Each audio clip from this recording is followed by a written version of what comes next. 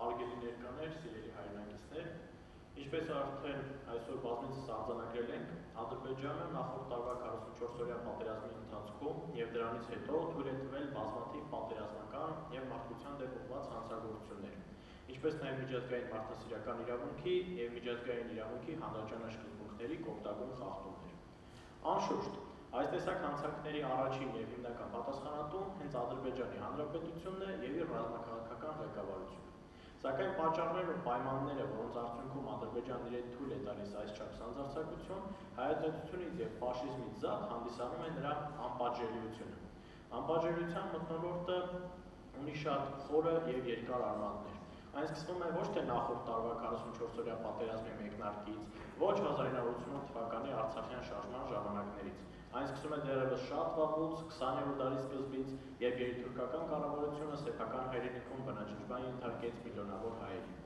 Մինչ օրս ցեղասպանությունից արդեն 100 եւ ավելի տարիներ անց հայոց ցեղասպանությունը պաշտոնապես ճանաչել եւ դատապարտել են ընդամենը 3 տասնյակ երկրներ այն պարագայում, երբ աշխարհում այսօր 200-ից ավելի պետություն գոյություն ունի։ Ինչպես ընդունված է ասել, հանցագործությունը առավել եւս չպատժվածը ծնում է նոր հանցանքներ։ Այսպես, հայոց ցեղասպանության հանդեպ միջազգային հանրության այսչափ չարդարացված հանդուրժողականությունը ծնեց նոր հանցանքներ։ Բաքվի, Սումգայիթի եւ Ադրբեջանի այլ քաղաքների հայ բնակչության ջարդեր, 2004 թվականին հայտնի Ռամիլ Սաֆարովի կողմից կատարված քնած հայ զինվորականի սպանություն, 2016 թվականի ապրիլյան պատերազմի ընթացքում մարդկանց գլխատումներ եւ սպանություններ եւ իհարկե 2020 թվականի 44-օրյա պատերազմի ընթացքում եւ դրանից հետո ընդհուպ մինչ օրս շարունակվող վայրագություններ, որոնց հավաստիությունն արդեն արձանագրվել է մի շարք միջազգային հեղինակավոր կազմակերպությունների, այդ թվում Ստրասբուրգի մարդու իրավունքների եվրոպական դատարանի կողմից։ Նույնիսկ այսօր էլ Արցախի հայ բնակչությունը կանգնած է ցեղասպանության վտանգի առջև։ Ի հավաստումն ասվածի կարելի է որպես օրինակ նշել օկուպացված Հադրութի եւ Շուշիի հայ բնակչության բռնի տեղահանությունը, քաղաքացիական բնակչության, կանանց, ծերերի եւ երեխաների նկատմամբ ադրբեջանական զինծառայողների դաժան եւ առմարտկային վերաբերմունքը, հայ զինծառայողների գնդակահարություններն ու խոշտանգումները եւ մի շարք այլ ցայտուն օրինակներ։ Այս ամենի առկայությունն անհնարին է դարձնում Արցախի որևէ կարգավիճակ Ադրբեջանի կազմում։ Ուստի միակ ընդունելի եւ ճշմարիտ լուծումը պետք է համարել անջատում հանուն փրկության սկզբունքի կիրառումը Արցախի հանրապետության որպես անկախ պետության միջազգային ճանաչմամբ։ Երկրորդ խնդիրն այն է, որ մենք մշտապես գործ ենք ունենում միջազգային իրավունքի խախտումների վերաբերյալ։ Քիչ առաջ այստեղ ներկա Նիդերլանդների դեսպանը նույնպես խոսեց այն մասին, որ շատ հաճախ Ադրբեջանի վարքագծում մենք հանդիպում ենք հակասություն միջազգային օրենքների հետ։ Անշուշտ, այս զեկույցում նույնպես կարող ենք թվել տասնյակ միջազգային պայմանագրեր, կոնվենցիաներ եւ դաշնագրեր, որոնք խստիվ արգելում եւ պատասխանատվություն են նախատեսում այն բոլոր արարքների համար, որ իրենց թույլ են տվել ինչպես Ադրբեջանը, այնպես էլ Թուրքիան։ Սակայն այսօր արդեն մեր կարծիքով առավել կարևոր է ոչ թե այդ միջազգային դրույթների խախտման սոսկ թվարկումն ու արձանագրումը, այլ իրական կյանքում այդ ամենի համար խիստ պատասխանատվության ենթարկումը։ Այս առումով մեզ համար խիստ կարևոր է այն գործընթացը, որը սկսել է Հայաստանի Հանրապետությունը ՄԱԿ-ի Արդարադատության դատարանում։ Լիահույս ենք, որ շուտով կստանանք Հագայի դատարանի կողմից հօգուտ մեզ կիրառված միջանկյալ միջոցի վերաբերյալ որոշումը եւ այսքան ժամանակ անց կգրանցենք թեկուզ եւ նախնական եւ փոքր, սակայն չափազանց կարևոր արդյունք Ադրբեջանին պատասխանատվության ենթարկելու խիստ անհրաժեշտ գործում։ Սակայն Հագայի դատարանում սկսված գործընթացը չնայած չափազանց անհրաժեշտ է, բայց բավարար չէ։ Հայաստանի Հանրապետությունը չպետք է սահմանափակվի այս մեկ հայցի ներկայացմամբ։ Անցյալի մեր կոպտագույն սխալներից է նաև հենց այն, որ հայկական կողմը պակաս կարևորություն է տվել այս կամ այն իրավական գործընթացին։ Միանշանակ է, որ ներկայումս այս բացթողումը պետք է շուտապույտ ուղղում ստանա։ Որպես օրինակ կարելի է նշել օրեր առաջ Արցախի Հանրապետությունում այն քաղաքացու հետ կատարված դեպքը, երբ ընդամենը խողովակների վրա շինարարական աշխատանքներ իրականացնելիս անձը գնդակահարվել էր ադրբեջանցի զինծառայողի կողմից։ Այսպիսի դեպքերն ու օրինակները բազմաթիվ են։ Առաջարկում ենք, որ այս կոնկրետ դեպքով եւ բազմաթիվ նման այլ դեպքերով մարդու իրավունքների եվրոպական դատարան եւ ոչ միայն հայցեր ներկայացվեն կոնվենցիայի երկրորդ հոդվածով նախատեսված կյանքի իրավունքի կամայական խախտման հիմքով։ Այսպիսով, հարգելի ներկաներ, ամփոփելով ելույթս ցանկանում եմ եւս մեկ անգամ արձանագրել, որ հետագա հանցագործությունների կանխման լավագույն միջոցը նախկին հանցագործությունների համար մեղավոր անձանց պատասխանատվության ենթարկումն է։ Այս արդյունքին հասնելու համար անհրաժեշտ է, որ Հայաստանի Հանրապետությունը դուրս գա զոհի կերպարից, ստանձնի նախաձեռնողի եւ պահանջատերի կարգավիճակ եւ չվարանի ընտրել բոլոր հնարավոր եւ անհնար ուղղություններն ու տարբերակները արդարության վերականգնման եւ բոլոր մեղավորներին պատասխանատվության ենթարկելու համար։ Շնորհակալություն ուշադրության համար։ Շնորհակալություն, այսինքն այս զեկույցից ես այն չոր մնացորդը, որ գոնե ինձ համար դուրս բերեցի, դա այն էր, որ Հաագայի այս դատավարությունը, որը տեղի ունենում, եւ այն արդյունքները, որը մենք կարող ենք ակնկալել նաեւ, որ կարող է վաղը մյուս օրը հիմք դառնալ այդ remedial situation սկզբունքով հարցի լուծման։ Ես ճիշտ հասկացա։ Շնորհակալություն։ Հաջորդ զեկույցը Ռոբերտ Առաքելյան, ունեցեք։ Հարգելի ներկաներ, ողջունում եմ բոլորիդ։ Ինչպես գիտենք, 44-օրյա պատերազմի արդյունքում Արցախի Հանրապետության մի շարք տարածքների օկուպացիայից հետո ադրբեջանական կողմը շարունակում է այնպիսի ռետորաբանությամբ հանդես գալ պաշտոնական մակարդակում, ինչը իր մեջ բացահայտ սպառնալիքներ է պարունակում Հայաստանի Հանրապետության ինքնիշխանության եւ տարածքային ամբողջականության դեմ։ Դրա բարօրինակ է 44-օրյա պատերազմից հետո Սյունիքի մարզում մի շարք տարածքների ադրբեջանական զորքերի ապօրինի մուտք գործելը եւ բռնի զավթումը, ինչը, ինչպես հայտնի է բոլորիս, արդեն հանցագործություն է միջազգայինորեն ճանաչված պետության տարածքային ամբողջականության դեմ։ Ադրբեջանը սրա միջոցով փորձում է լուծել մի քանի խնդիր։ Նախ, ապօրինի ներթափանցելով հայ սուվերեն տարածք, Ադրբեջանը ուժի կիրառման միջոցով փորձում է լուծել իր համար երազանք դարձած Զանգեզուրյան միջանցքի հարցը։ Խնդրի կարգավորման գործընթացում պաշտոնական Երևանը գրեթե ամեն օր հերքում է Բաքվի եւ Անկարայի հայտարարությունները Զանգեզուրի միջանցքի մասին, պնդելով, թե հայկական կողմը չի քննարկում միջանցքի տրամաբանություն ունեցող եւ որևէ հարց։ Միջանցք տերմինը ի դեպ չի օգտագործվում նաեւ պաշտոնական Մոսկվան։ Բայց ընդամենը մի քանի օր առաջ Էրդողանը պնդեց, թե Թուրքիան նախկինի պես վճռական է Զանգեզուրյան միջանցքը բացելու հարցում, մեջբերում եմ նրա խոսքերը։ Մենք նախկինի պես վճռական ենք տրամադրված Զանգեզուրյան միջանցքի բացման հարցում։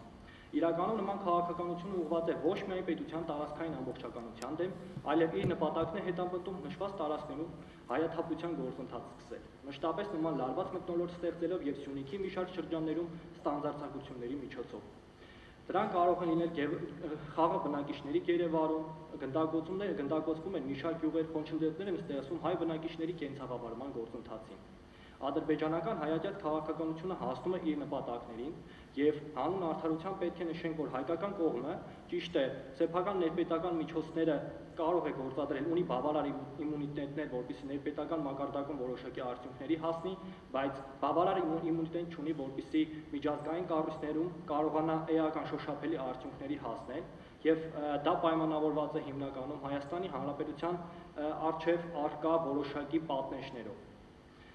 Հաջորդ հարցը, որին կցանկանամ ուշադրություն դարձնեք, դա հայ-ադրբեջանական սահմանի դելիմիտացիան է։ Ինչպես հայտնի է բոլորիս, Ադրբեջանը Հայաստանի սուվերեն տարածք մուտք գործելով պնդում էր, որ այդ տարածքները պատկանում են իրեն։ Երկու կողմերի միջև առաջացած անհամաձայնության արդյունքում որոշում կայացվեց, որպեսզի սկսվի դելիմիտացիոն գործընթաց։ Դելիմիտացիոն խնդիրը լուծելու համար նախ պետք է ստեղծվի համալիր հանձնաժողով։ Համալիր հանձնաժողովը պետք է կազմված լիներ սահմանային պետություններից, նույն ինքը Հայաստանից եւ Ադրբեջանից եւ ԵՀԿ անդամ պետություններից։ Նշված խնդիրների կարգավորման գործընթացում փորձեր է արվում եռակողմ բանակցությունների միջոցով, ինչպես նշեցի, որի ներգրաված են Հայաստանը, Ռուսաստանը եւ Ադրբեջանը, լուծել դեմիլիտարացիոն հարցերը։ Բայց հարց է ծագում, ինչու նշված գործընթացին մասնակից չի դառնում ԵՀԿ-ն։ Չէ՞ որ ԵԱԿ հիմնական գործառույթները հետևյալն են՝ զինամթերքի տարածման վերահսկում, դիվանագիտական ջանքեր, հակամարտությունները կարգավորելու համար, փոխվստահության եւ անվտանգության պայմանների ստեղծում, մարդու իրավունքների պաշտպանություն, դեմոկրատական ինստիտուտների ստեղծում։ Պետք է նշենք, որ դեմիլիտացիոն գործընթացները կարող են մտնել ԵԱԿ գործառույթների մեջ, մասնավորապես տարածաշրջանում փոխվստահության եւ անվտանգության, ինչպես նաեւ մարդու իրավունքների պաշտպանության համատեքստում։ Մեզ համար խնդրի կարգավորման գործում միջազգային կառույցների ներգրավվածությունը ունի կարևոր նշանակություն, քանի որ ապօրինի գործողությունների հետևանքով խախտվում են մարդկանց միջազգային իրավունքի նորմերով պաշտպանվող մի շարք իրավունքներ։ Դեռևս 2 օր առաջ նոյեմբերի 10-ին համանախագահները Փարիզում առանձին հանդիպել են Ադրբեջանի արտգործնախարար Ջեյրուն Բայրամովի եւ Հայաստանի արտգործնախարար Արարատ Միրզոյանի հետ։ Հանդիպումներին մասնակցել է նաև ԵԱՀԿ գործող նախագահի անձնական ներկայացուցիչ Անջեյ Կասպրիշկին։ Համանախագահները եւ արտգործնախարարները Նյու Յորքում շարունակել են իրենց քննարկումները դեէսկալացիայի մի շարք հնարավոր միջոցառումների եւ այդ գործընթացում հաջորդ քայլերի վերաբերյալ։ Ներառյալ ապագա հանդիպումներն այս ձևաչափով եւ համանախագահներին առաջարկող այցը տարածաշրջան։ Համանախագահները եւ նախարարները քննարկել են նաեւ նոյեմբերի 9-ին ստորագրված երախում հայտարարության մեջ ստանձնած պարտավորությունների կատարման կարգավիճակը։ Համանախագահները նաև ընդգծել են հրահրող հռետորաբանության եւ սադրիչ գործողություններ թույլ չտալու կարեւորությունը։ Սակայն պետք է հանուն արդարության նշել, որ նման կոչերը, որոնք իրավական դաշտում չեն եւ դրանց չկատարումը իրավական բացասական հետևանք չի առաջացնում կողմերի համար կամ հենց Ադրբեջանի համար, անկախ բարի մտադրություններից դրանք չեն կատարվելու, ինչպես չկատարվեցին 44-օրյա պատերազմի ընթացքում եւ դրանից հետո Ալիևյան հռետորաբանության մեջ։ Ուստի կոչ ենք անում միջազգային հանրությանը ավելի հետևողական գտնվել խնդրի կարգավորման գործընթացին, հնարավոր բոլոր լծակները օգտագործել, որպեսզի կանխվի միջազգային մի շարք հանցագործություններ, որոնք թույլ են տվել եւ շարունակում են թույլ տրվել Ադրբեջանի կողմից։ Շնորհակալություն։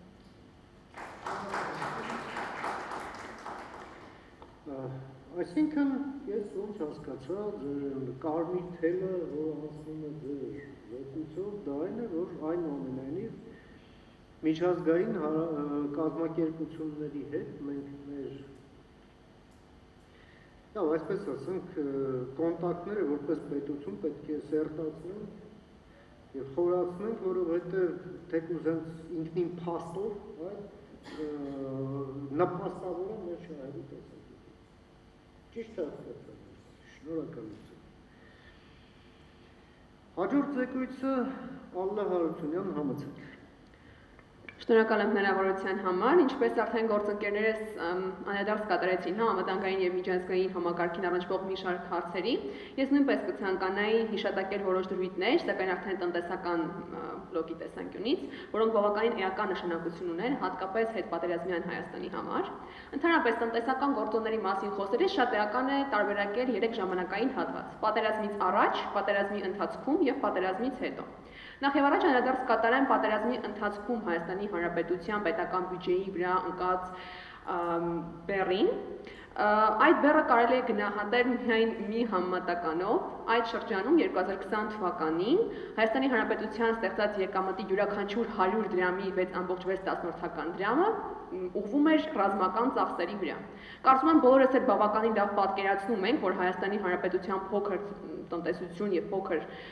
շուկա ունեցող երկրի համար նման ծախսային բեռը չափից դուրս մեծ է։ Եվ հետագա հետազոտություններն էլ ցույց տվեցին, որ ընդհանրապես փաստացի տնտեսական տեսանկյունից Հայաստանի Հանրապետությունը այս պատերազմին պատրաստ չէր։ Փորձեմ մաքսիմալ հիմնավորել փաստերով։ Նախ եւ առաջ, երբ որ մենք դիտարկում ենք ծախսային բյուջեի մեջ Հայաստանի Հանրապետության հաշվարկած ռիսկերը,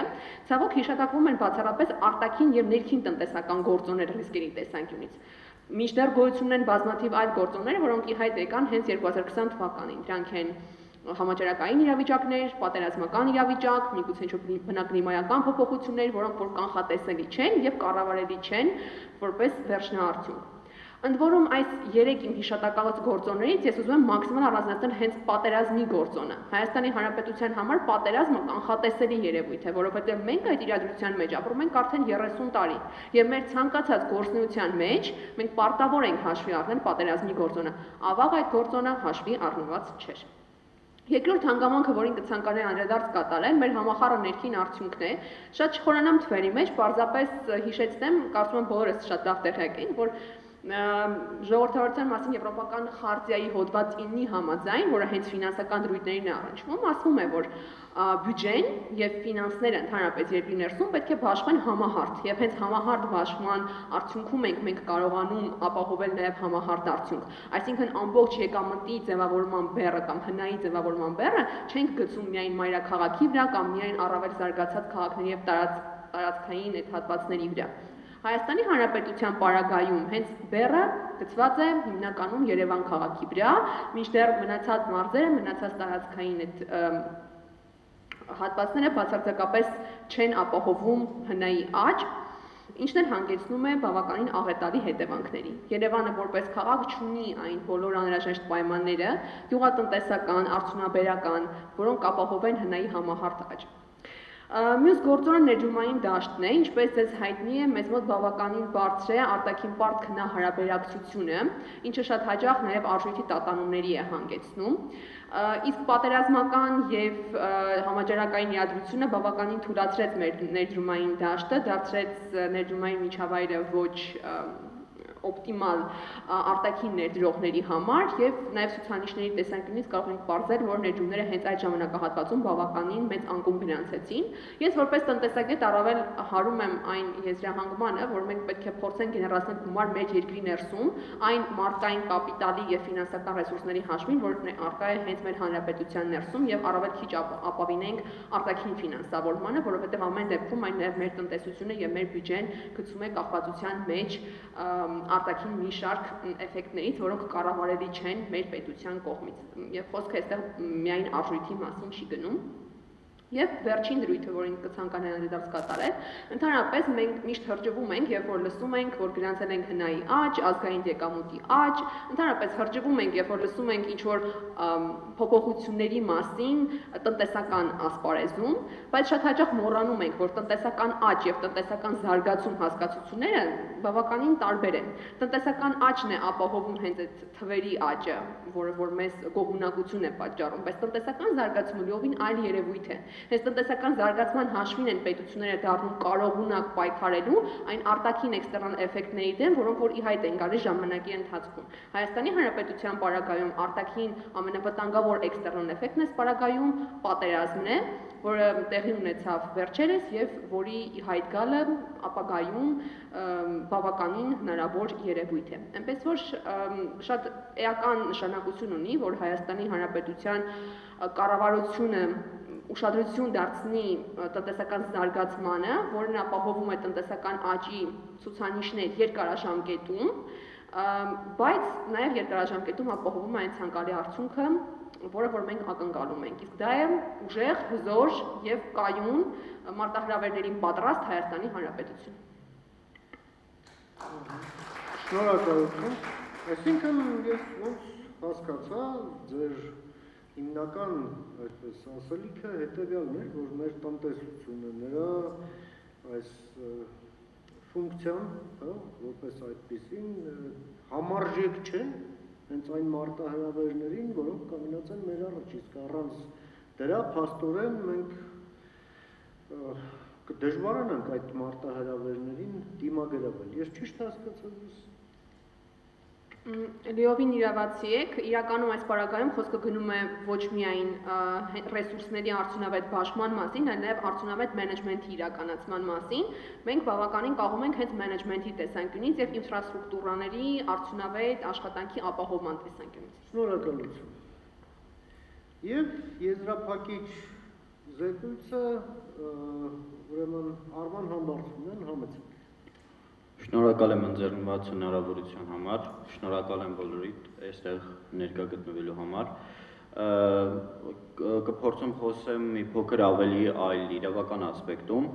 Ադրբեջանի կողմից սանձազերծված պատերազմի ընթացքում խախտվեցին Արցախի բնակչության հիմնարար իրավունքները։ Ադրբեջանը ռազմական գործողությունների ընթացքում հիմնականում թիրախավորել է քաղաքացիական խաղաղբնակչությանը, ոտնահարելով նրանց միջազգային իրավունքի նորմերով ամրագրված բազմաթիվ իրավունքները։ Ադրբեջանի կատարած գործողությունների հետևանքով ռազմական գործողությունների ժամանակ ավելի քան 33,000 արցախցիներ զրկվել են իրենց կրթություն ստանալու իրավունքից։ Ադրբեջանը ինքն է շատ հաճախ խոսում միջազգային իրավունքի մասին եւ հենց ինքն է թույլ տալիս միջազգային իրավունքի նորմերով ամրագրված կոպիտ խախտումներ, որպես օրինակ կարող ենք դիտարկել ռազմական գործողությունների ժամանակ ավելի կոնկրետ 2020 թվականի սեպտեմբերի 30-ին